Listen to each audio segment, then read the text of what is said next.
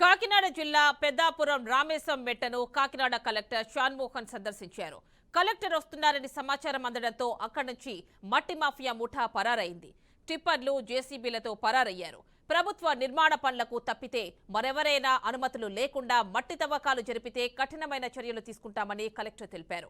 పెద్దాపురం రామేశం మెట్టను పరిశీలించిన Kakinada collector Shan Mohan collector రాక తెలుసుకుని పారిపోయిన మట్టి ముఠా టిప్పర్లు, జేసీబీలతో పరారు. గండేపల్లి మండలంలో తర్వాత పత్తిపాడు రౌతులపూడి పెద్దాపురం. సో ఈ మండలాల్లో గ్రావెల్ డిపాజిట్స్ ఉన్న చోట పర్మిట్లు ఉన్న క్వారీల్లో నుంచి